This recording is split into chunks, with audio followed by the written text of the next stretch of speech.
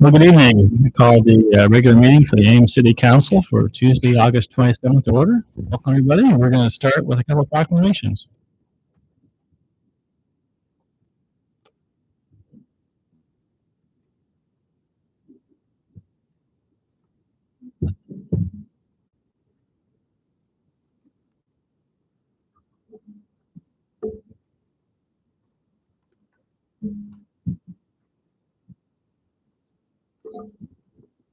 First is International Overdose Awareness Day. Whereas the City of Ames acknowledges the devastation caused by drug overdose, that every person's life is valuable, overdose deaths are preventable. And whereas International Overdose Awareness Day is recognized globally on August 31st to raise awareness about the risk of drug overdose, promote life-saving tools to reduce overdose deaths, honor loved ones lost to overdose, and acknowledge the grief felt by families, friends, and communities around the world. And whereas the International Overdose Awareness Day aims to publicly challenge the stigma associated with substance use disorders and overdose deaths. And whereas we resolve to play our part in reducing the toll of overdose in our own community, which needlessly claimed the lives of 469 Iowa residents in 2022, together with countless more affected forever. And whereas we affirm that the people affected by overdose are our sons and daughters, our mothers and fathers, our brothers and sisters, and are all deserving of our love, compassion, support. And whereas the City of Ames calls on all communities to support overdose prevention efforts and to work together to end the stigma and silence surrounding substance abuse and overdose. Therefore, I, John A. Hale, Mayor of the City of Ames, Iowa, do hereby proclaim August 31st, 2024 as International Overdose Awareness Day in the City of Ames, Iowa. Introduce Tasha Tronis, who's going to share a few comments. Tasha.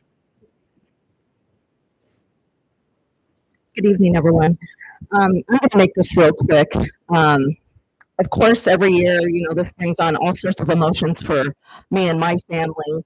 There's a lot of our families that step inside these shoes every day, and there are also a lot of people that don't like us to talk about this kind of stuff. There is such a huge stigma with substance use disorder and overdose. And I think the last part that Mayor Hala just said, there's someone's brother, someone's sister, someone's daughter, someone's mom, someone's grandma, grandpa. I've known judges, I've known police officers to be affected by this. It does not discriminate. So although we don't have an option to not get up and fight for the memory of our loved ones that have been lost, we're going to step up, we're going to speak loud, and you may think Ames is small and it's not happening here. It's happening here. I just was made aware this morning that we lost another 29-year-old young woman from Ames High School to an overdose. She fought so hard for her life, and so it is happening here, folks. We're getting ready to hold another event this year. We do it annually. It'll be held at Band Show this year from 12 to 2. I'm asking all the community members to come out, support us, even though you may think that it doesn't affect you directly. As a community, it's affecting all of us. And so, Mayor, I appreciate you supporting us always. Jeff, the Ames Police Department, anybody that's here tonight listening, I'm pleading with you. We have a major crisis in our country, and we're losing young lives left and right. So come out, listen to some of the talks that we have going on. We're providing Narcan training on Saturday. 8 years ago, thought that I wouldn't be able to distribute Narcan myself, and I'm able, after 8 years, able to do that. So I want to try and get Narcan in every community member's hands, because you never know when you're going to be able to save somebody's life. And what Narcan will do is it'll enable them to get to the hospital to where they can get the support that they need. Thank you very much. I appreciate it.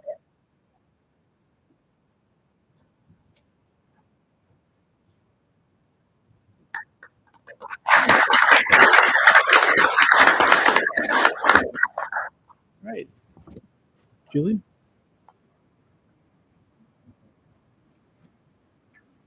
Prince?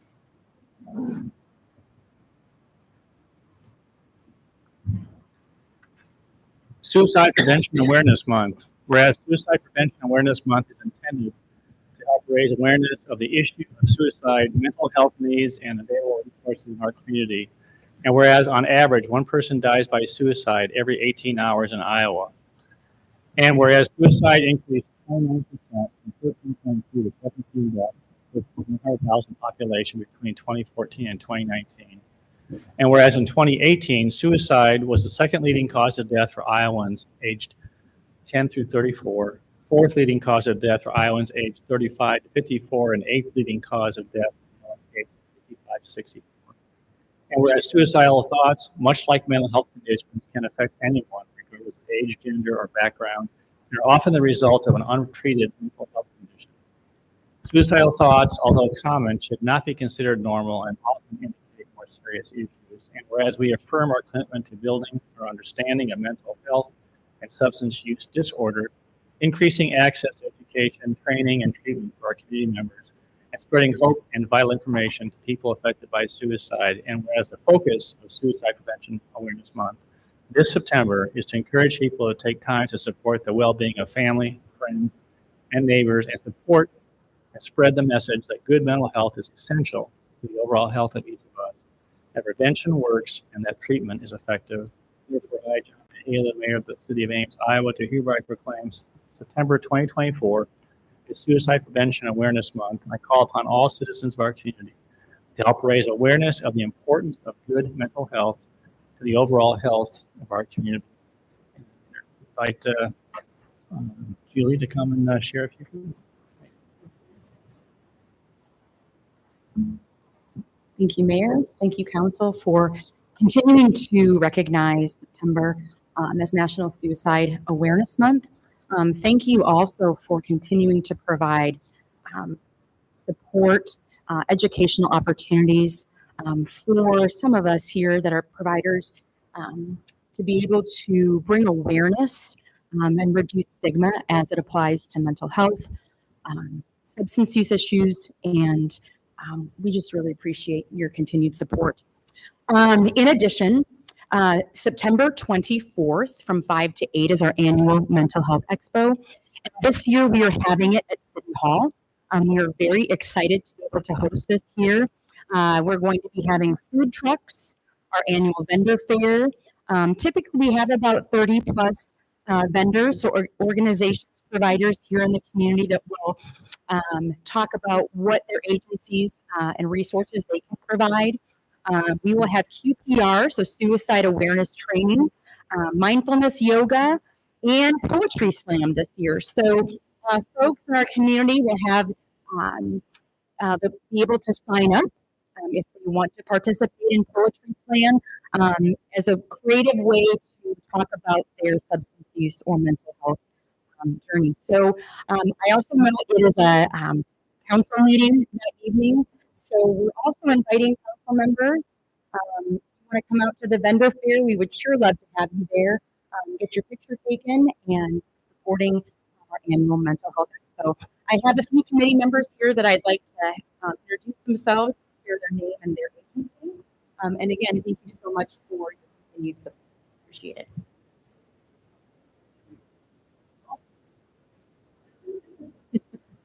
Hello, hi, everybody. My name is Amber Kenyon. I'm the program director for Optimal Life Services here in Story County and Boone County. And we're just working to support the community however we can. So, yeah. Hello, I'm Angie Van Winkle. I am with YSS and Ember Recovery.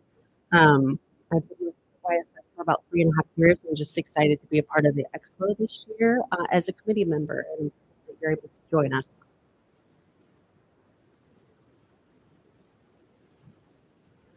I'm short. Hi, I'm Carrie Williams. I'm with Community and Family Resources. I've been there for about 6 years. It provides mental health outpatient, psychiatry, substance, gambling treatment, which is another issue that is not talked about a lot and is currently, people struggle to tell us that is a concern and an issue, which also can lead to other substance, mental health, and potentially suicide or suicidal thoughts. We also provide prevention services in the community. Julie asked me to talk about what we're seeing, and what we're seeing currently is a lot of people that need services with not enough staff to provide them. We just don't always have it. So there's wait lists sometimes to get in just because we can't see anybody that has the need, unfortunately. We are also seeing very complex clients with co-occurring disorders or all of the disorders. They might have issues around gambling, substance, mental health, you name it. So we're seeing very complex clients that take more than just a few sessions. They might be in treatment long term. They might be in treatment with gambling. They might be in treatment with substance. They might be in treatment in residential, mental health court, you name it. Trying to wrap those services around while not overwhelming clients either, or providing them in stair-step fashion that makes sense to the clients. So that's kind of what we're seeing right now is very intense, very tough clients, a lot of psychosis, whether that's substance related or not, that is seen in the community too. So I do appreciate everybody. I appreciate all of our community members that we work with very closely because we know that we need all of us together to help serve our community. And I appreciate everybody for being a part of this and the proclamations and supporting our agencies.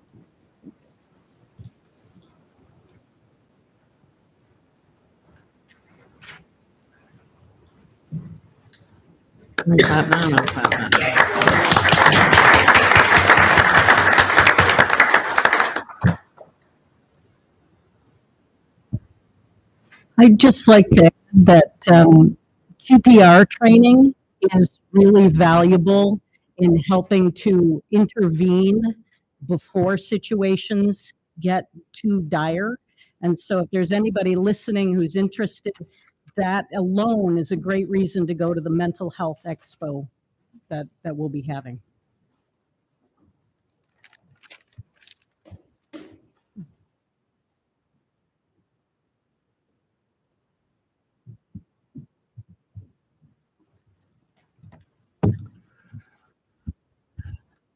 All right, on to consent agenda. Councilman want to pull any item for consent this evening? Mayor, I'd like to pull item 7.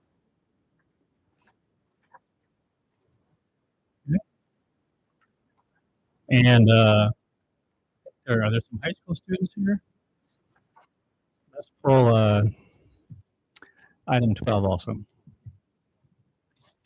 Okay, I entertain a motion to approve consent unless item 7 and 12. So moved. Second. Thank you. Roll call.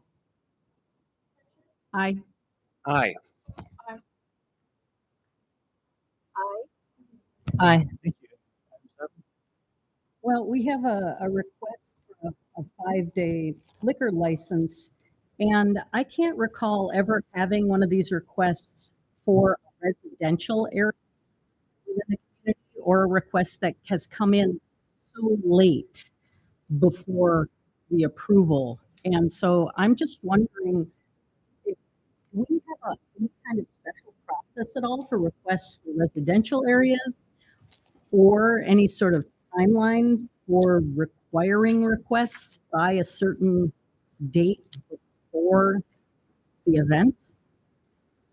State law, you mean, as far as the process? Well, state law or even municipal requirements? I don't know, but I've never seen a request that's come in this late or for a house. I don't know, Mark, speak to that, the liquor, well, not late, but as far as allowing it a house, temporary liquor license for a house.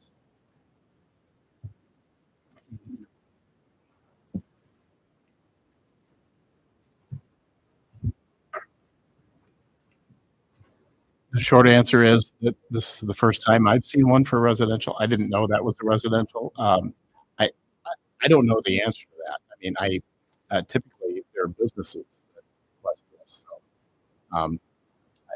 I honestly, You're asking, is it legal to do that? Well, I assume it's legal, or we would not have put this on the agenda, but it seems odd to me, given the residential nature of this and somewhat precedent setting, to be approving it for a residential area? You wanna speak?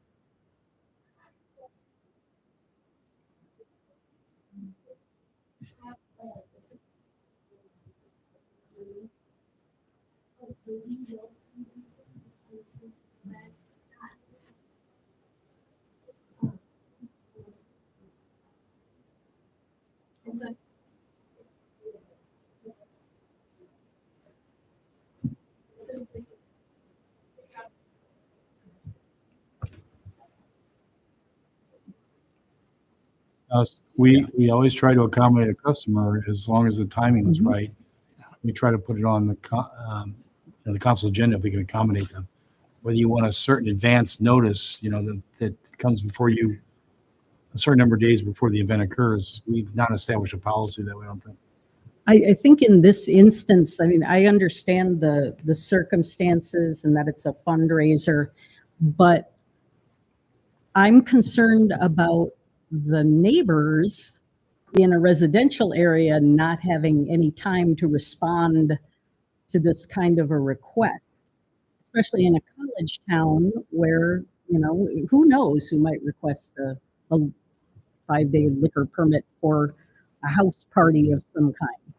So I don't have problems with this request per se, but never having thought through this particular circumstance previously, it concerns me that we don't have a policy about liquor licenses in residential areas. Perhaps we should look at that in the future, or maybe having enough time for that submission so that we could get input from neighbors in residential areas. That's all my concern was, and I wanted to make sure that we were. And in terms of the legalities, I mean, this is the first time it's come up, so I don't know. I've researched this, but I can certainly look into that and that question and get back to the council on that question. Well, when we were having our meeting earlier this week, it was brought up that, somebody who's having a wedding in their backyard might want to have one of these licenses and that kind of thing. So I could see it happening again in the future, and it might be worth our time in the future to discuss. All right, is there a motion? I would move approval. Second. All right, those who have motion, please say aye. Aye. Any opposed? Motion carried.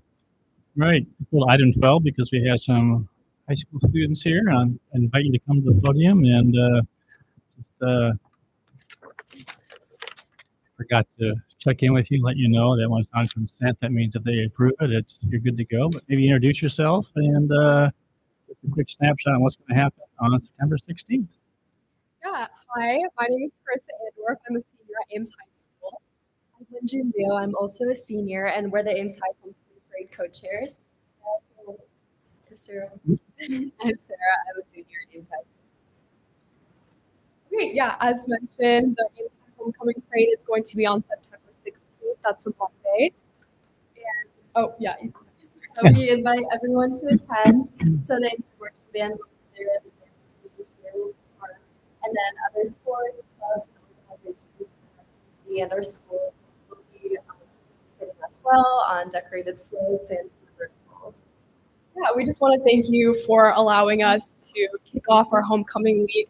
We have a lot of school spirit at Ames High, and it's just kind of an event that lets people see, what the Ames School District has to offer. So we just want to thank you for your support and allowing this event to happen, and we hope to see you all there. Well, for being put on the spot, you did a fantastic job being Thank you short so much. notice. So, all right, I entertain a motion on item number 12. Move approval. Second. Thank you. Roll call. Aye. Aye. Aye. Aye. Aye. Aye. Good to go. Thank you so much. We'll see you on the 16th. All right, we're going to move on to public forum. This time we set aside for comments from the public on topics of city business other than those listed on the agenda. Is there anyone interested in addressing council this evening under public forum? Seeing none, we'll close public forum. Move on to item number 21, zoning text amendment to amend exception standards for downtown service center C zoning district.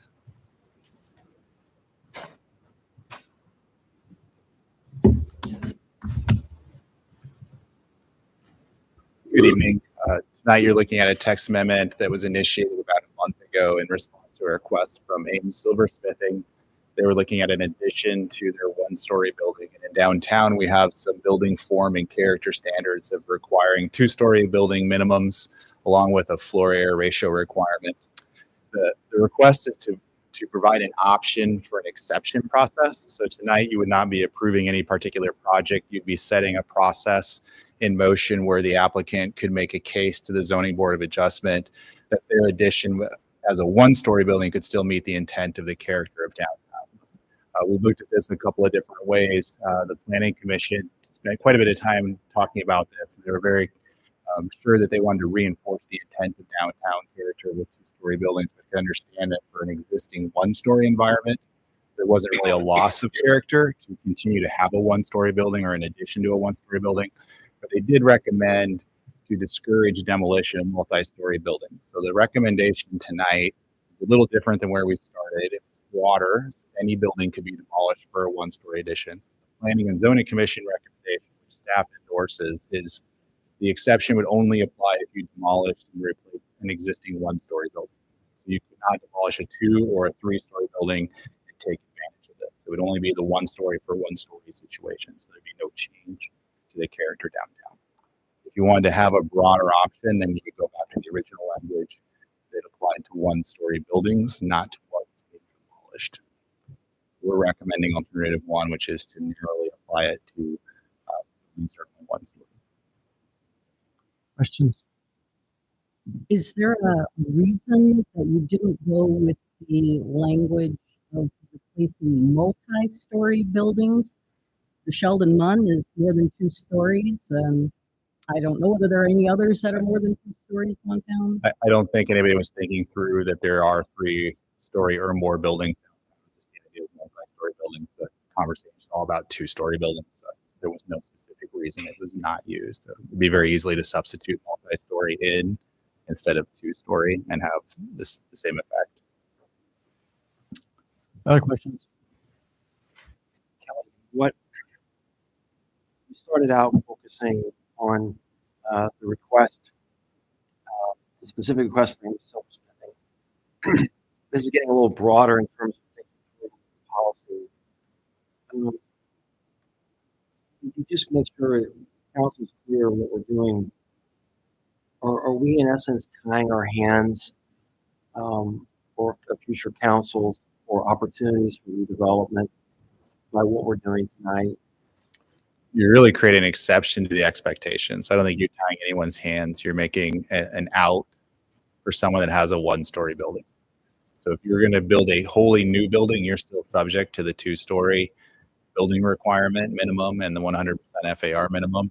This is just for an addition to a one-story building. So it's a narrow carve out to support the few one-story buildings that do exist downtown. And it probably will be applied for again or utilized possibly again. We have had multiple conversations about the FAR and the 2-story requirement in the last 5 years. There are a couple of one-story buildings that have wanted to do very minor changes or minor additions. So I could see other people taking advantage of this. Okay, thanks. Other questions? All right, we'll open up public comment. Does anyone wants to address council on this topic? Seeing none, we'll close public. Motion? I was going to say, I like Gloria's suggestion. Yeah, I'd like to move that we change the language for current code section 29.808 for the 2 to replace the 2-story structure with multi-story structure. Is there a second? Second. Any discussion? And I what like would, it. I think it was just an oversight. what would the implications of this be, Kelly? I don't think it has any implications to Ames Silversmithing. And do what Gloria said is, would it allow a 3-story building to be demolished, but not a 2-story building to be demolished and take advantage of this? So the intent is to capture all 2-story or higher buildings. It just wasn't written that way. And again, my question, would it make things easier or harder for properties to redevelop? If you do nothing, it's harder to redevelop in the sense that you have to build a more intense building. If you adopt this, it lets one-story buildings do additions that may not be as intense as the minimum code requirement. But the amendment on the floor would, Does not, I don't think it has any impact on the potential of redevelopment. Okay. Because the intent was to cover any building greater than one story. We just used the phrase two-story building. Right. Those in favor of the motion to amend the ordinance as proposed to be amended, please say aye. Aye. Any opposed?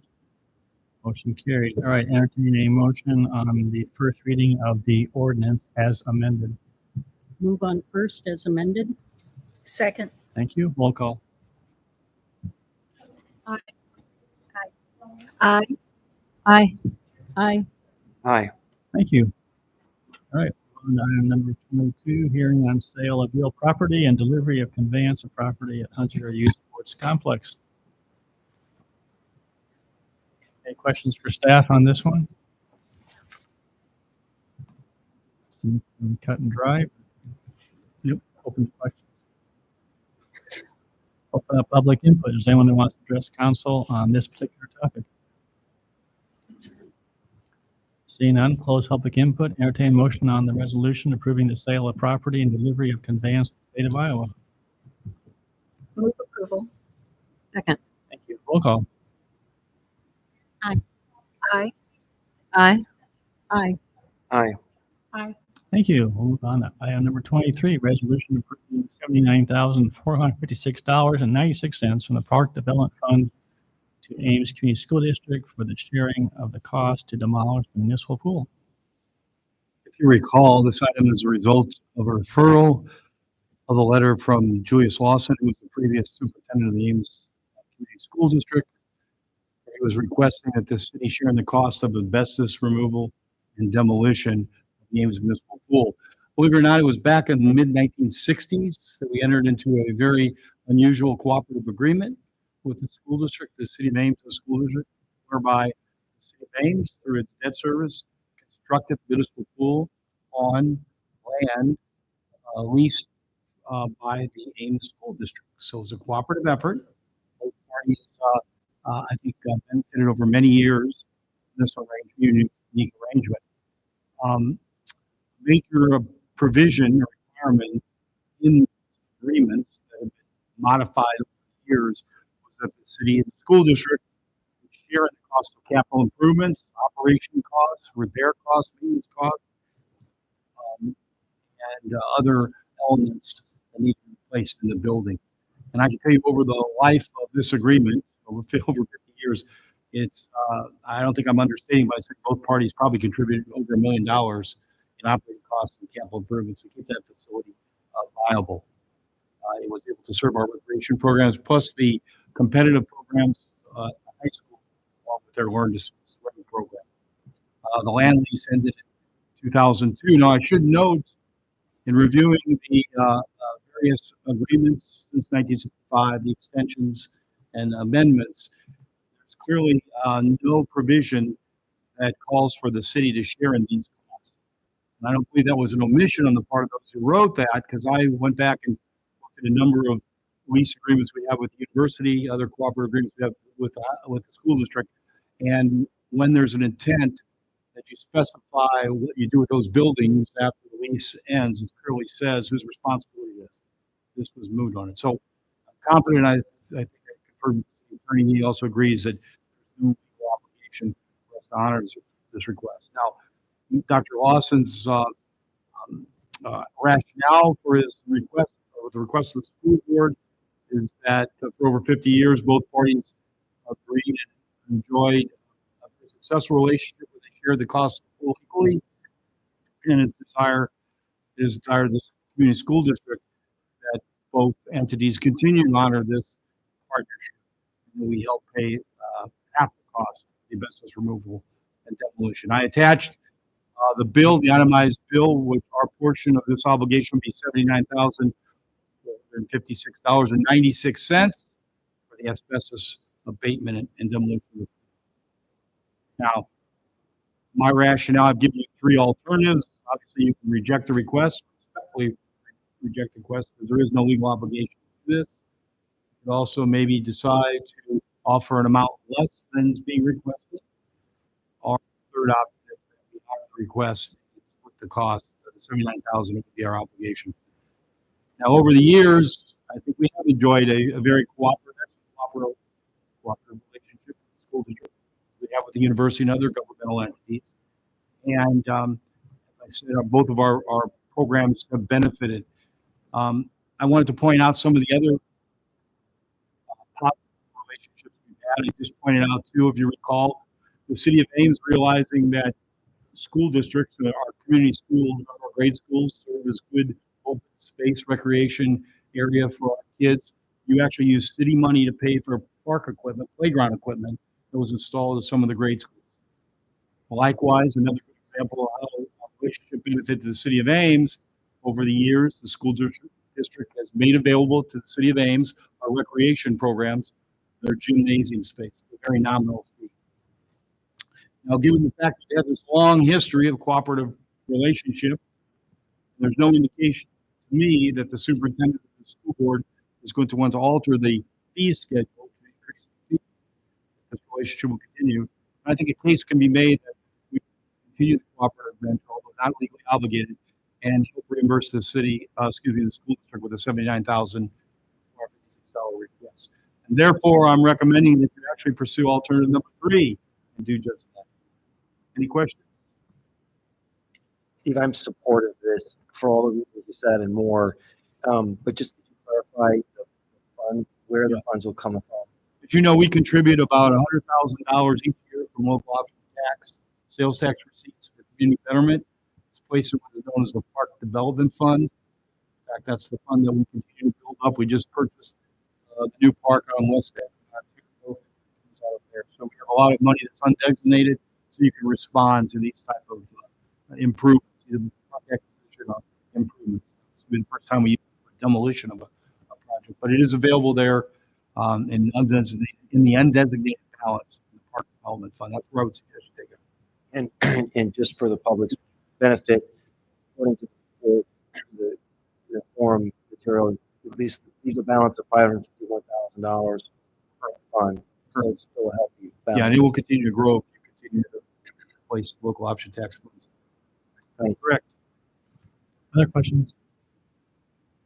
I don't have a question, but I think it's an observation that we have had this long-standing relationship, and I would hope that a good faith contribution to the demolition would help to ensure that that positive relationship continues, because we do really value the ability to work effectively with the school district, especially for the benefit of all the kids in the community. And so I would hope that this helps to solidify that relationship for the future. All right, we'll open up public comment, and Dr. Hawkins is invited to ask if he can just make comments and proceed. Good evening, Council. My name is Jeff Hawkins. I serve as the Assistant Superintendent of Schools for the Ames Community School District. Thank you very much for considering this on your agenda tonight. I want to thank the City Manager for the recommendations provided. And I want to reiterate what I've heard around the table tonight, too, and that's just how much we as a school district value the relationship with the city. We see it all as a very mutually beneficial relationship. There's lots and lots of ways. Some of them mentioned here in the meeting tonight that we work together and partner together, and it's a really important relationship because in the end, as you pointed out, we serve the same constituents, we serve the same folks, and so again, appreciate that you're considering the motion, appreciate the recommendation, and really appreciate the relationship. There's a genuine interest to make sure that this relationship continues. I think I can speak confidently for our superintendent when I say that. So thank you so much. Thank you, Dr. Hawkins. Anyone else want to address the council on this one? Seeing none, we'll close public input. Entertain a motion. Alternative 3. Thank you. Roll call. Aye. Aye. Aye. Aye. Aye. Aye. Thank you. Dr. Hawkins, thank you for coming on. All right, move on to item number 24, purchase agreement for Realty Gift Fund for 133 acres. You all are on a roll this evening, and I'm going to keep you going. We give you a 3 bullet point Cliff Notes version. Number one, we do have a need for additional farm ground at the water pollution control facility for biosolids disposal at some point over roughly the next 10 years. Number two, we've been approached by a willing seller who's got ground that's in an ideally suited location for us. It's immediately adjacent to the existing farm ground. And number three, we have funds earmarked, rate projections for this purchase, and the impact on sewer rates for accelerating this purchase is neutral. So with that, we are recommending alternative number one, which is to move ahead with acquiring the purchase and paying for it out of the balance. Thank you, John. Questions? Just to clarify, so when we acquire ground like this, how does the city go? What kind of philosophy do we have for using this property? How is it going to be used? So we would use it in the exact same way that we use the existing farm. The primary purpose is for the disposal of the biosolids generated by the treatment process. It's used as an agricultural fertilizer, soil amendment. And we have a tenant farmer who's managing our current ground. We've already had conversations with him. He's willing to pick up this existing farm ground. We pay for the fertilizer inputs. So if there's something that's needed in addition to the biosolids, we pay for that. The tenant farmer provides the seed inputs, and we have a crop share arrangement then on the sale of the crop. Great, thanks. All right, we'll open up public input on this item. If anyone wants to address council on this topic. Seeing none, we'll close public input. Entertain a motion on this item. Move approval. Second. Thank you. Roll call. Aye. Aye. Aye. Thank you. And then number 25, resolution setting a date for sale of general obligation corporate purpose bonds. Brian. Good evening, Mayor and Council. This is a procedural requirement for the city to solicit bids for the bond sale that we have coming up. There are 3 projects that were included in the adoption of the budget for this fiscal year, along with the bulk of the bonds for the construction of the Fitch Family Indoor Aquatic Center. The hearings for the issuance of bonds have already been held previously. So we're simply approving the preliminary statement and then setting the date of hearing. Or setting the date of the issuance, rather. Questions? Thank you, Brian. Open up public input on this one.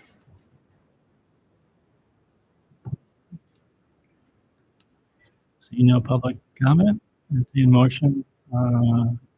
Resolution setting a date for sale of general obligation corporate purpose bond series 2024A, September 24th. September 10th, 2024. Authorizing the use of preliminary official statement in connection therewith, and authorizing electronic bidding for the sale. So moved. Second. Roll call. Aye. Aye. Aye. Aye. Aye. Thank you. Move on to item number 26. Entertain motion on third reading and adoption of ordinance number 4538, updating enforcement provisions, chapter 5B, post-construction stormwater management, and chapter 22A, use of right-of-way by right-of-way users of Ames Municipal Code. Move on third. Second. Thank you. Roll call. Aye. Aye. Aye. Aye. Aye. Aye. Thank you. All right, we'll move on to disposition of communications to council. We have 5 items tonight. First is a request for revisions to snow plowing priorities policy to address sidewalks from Kyle Porman. And council, I'm sure that you saw his letter as well as the lengthy response from Justin Clausen. Actually, exceeded that. Um, is there any interest to consider any changes, or is there interest in basically letting Justin's response stand and say there's no interest at this time? Or do you have recommendations? No, I Or think, suggestion? I don't think you want to refer just for a memo. We've got the memo. That's our current policy. I think Justin's talked to you about that before. Many months ago, we talked about our policy to handle. Yeah, maybe I would just respond to that. We just put our new policy into effect, and we want to give it some time to see how it plays out. Right?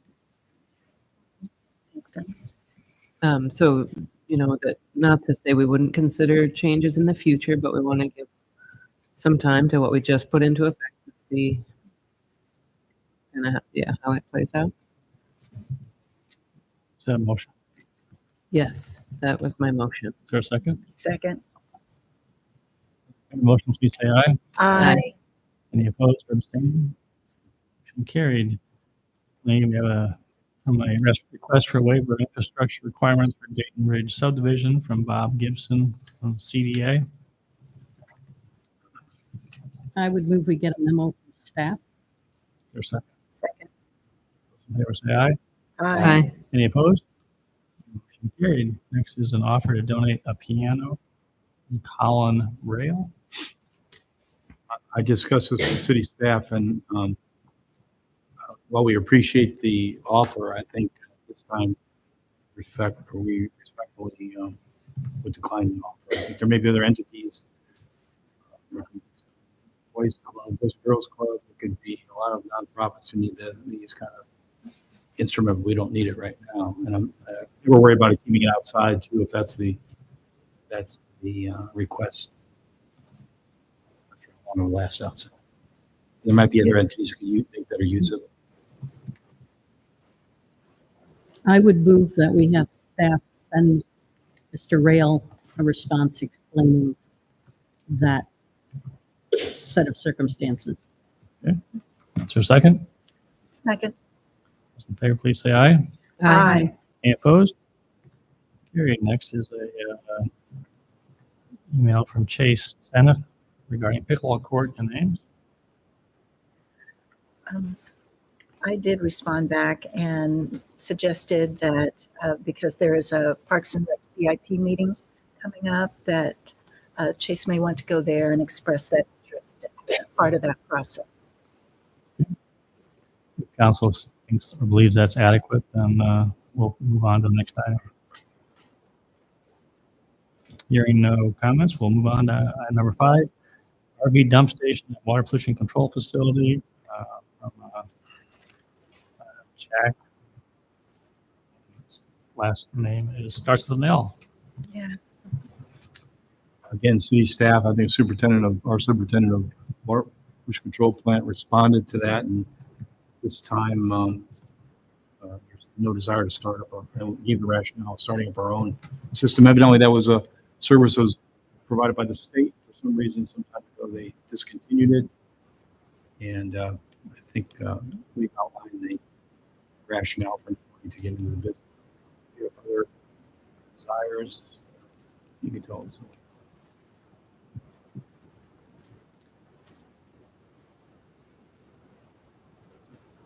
Is there a motion regarding staff responding?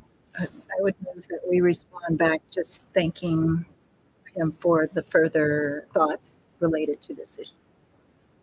Second. Would that include the staff's prior response will Yes. stand as the official response and explanation? So I have a question. So if someone needs to find a place to put this waste, where would they put it? I don't know. Sometimes the private institutions, they provide some sites for businesses. I'm not sure if there's a governmental spot. Is there a way in which this makes its way into our system anyway? Yeah. Makes Go it, ahead. well, I don't think there's any dump sites in the city of I think Ames. John indicated he may have an answer for that.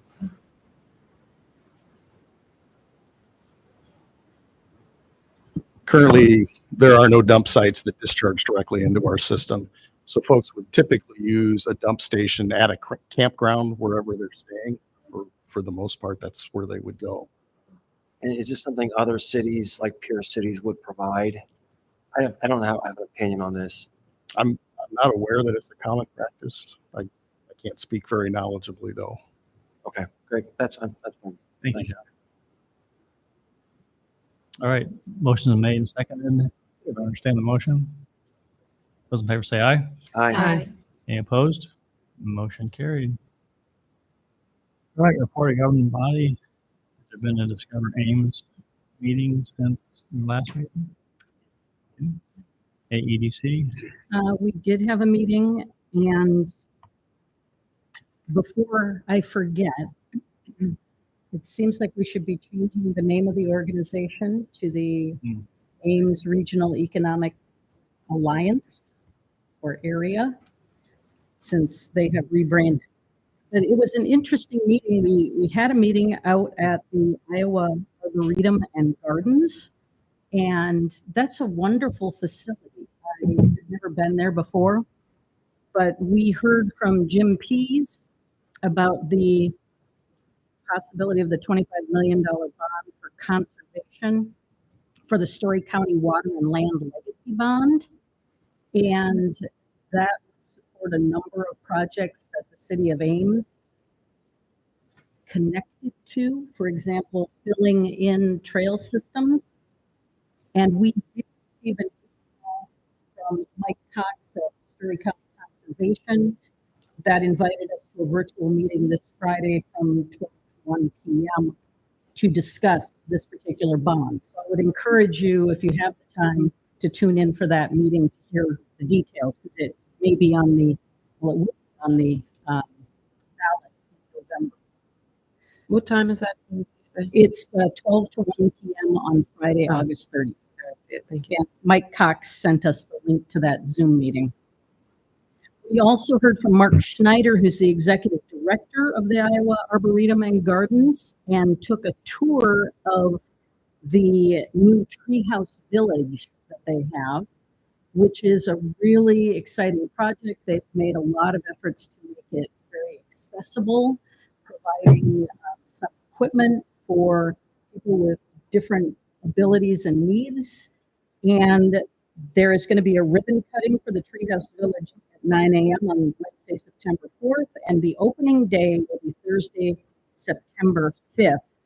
And they're going to be doing timed entry because they think that this place is going to be so popular that they're going to need to monitor how many people are actually able to use the facility at the time.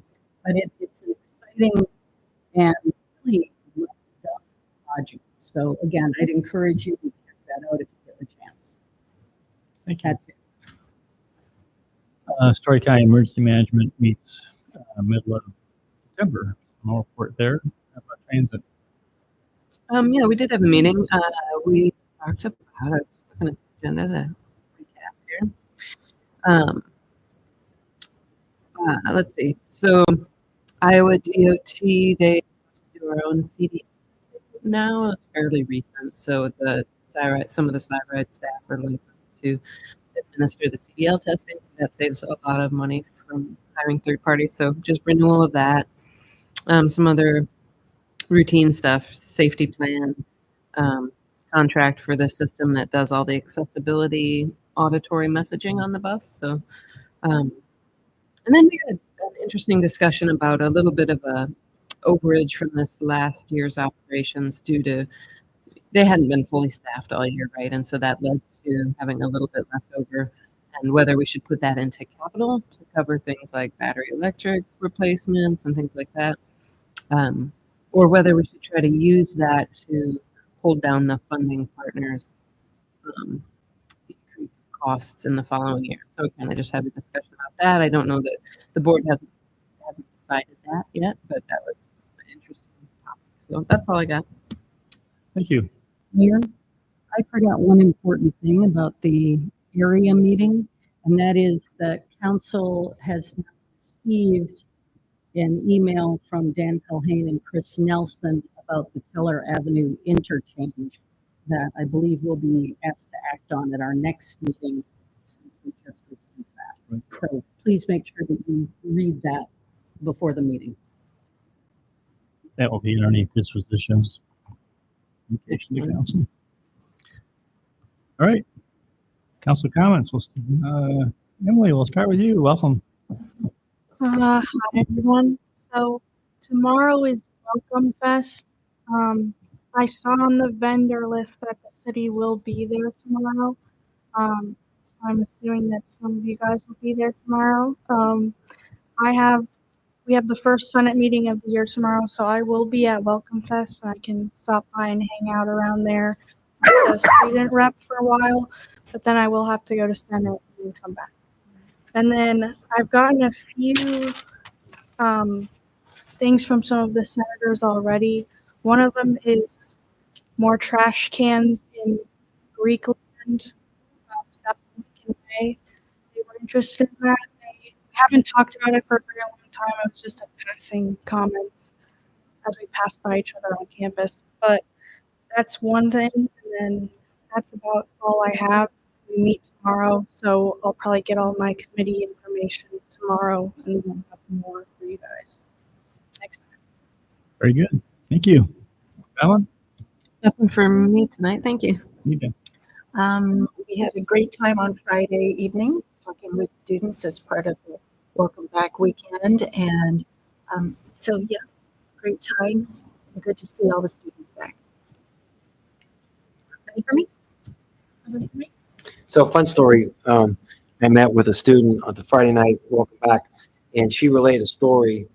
She's a student from India, and it was her first time going through Hy-Vee, and someone noticed that she was a little awkward, so using the self-checkout. It was the first time. They came along and offered to pay for all the groceries, and she was so excited about sort of this random act of kindness. And it was just a good reminder that we have a lot of guests with us that where we can show hospitality, the impact that makes on these students is remarkable. And she probably told that story to 50 people. And so just the impact of small acts of kindness to a woman, she won't forget just how her reception at Ames was. So welcome back to the students. Yeah, welcome back to the students. And I think we had some good news from Cyclone Welcome Weekend in that the number of arrests were down and that most of those arrests were not people associated with Iowa State University. So I think that's a win. I'll echo what Anita and Tim said, is that those of us that were there were asked just to kind of basically circulate around. Brown was there too. I know some of you couldn't make it. Then I think if I taught between a half dozen and a dozen students, and every one of them said they really feel welcome in Ames. And I just think that that's a story that needs to be told. That like they're not feeling, welcome. I hadn't heard that story from the individual from India, but anyway, that was just it was a great event, and they feed like close to 4,000 students in about an hour and a half. Hy-Vee does an amazing job grilling, and Iowa State has well to get people through lead, and it was just a great event. So there was a notable birthday party on Saturday. Ada Hayden turned 20 years old. Hard to believe. But tremendous crowd out there. Appreciate all the efforts that went into that. And just as an update, tomorrow I'm holding the first business luncheon to discuss the climate action plan with I think about 11 different businesses that have indicated this is going to be the first of probably several. Nolan is going to be there, our new sustainability coordinator. Tim, I think you're signed up to be there as a business owner. But anyway, it's going to be a good kickoff. These are kind of a mixture of small and big business.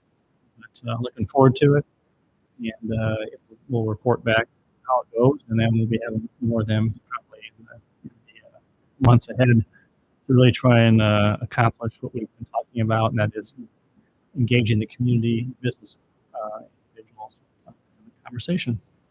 So that I would entertain a motion to adjourn. Move we adjourn. Second. All right, those there say aye. Aye. We're adjourned. Thank you.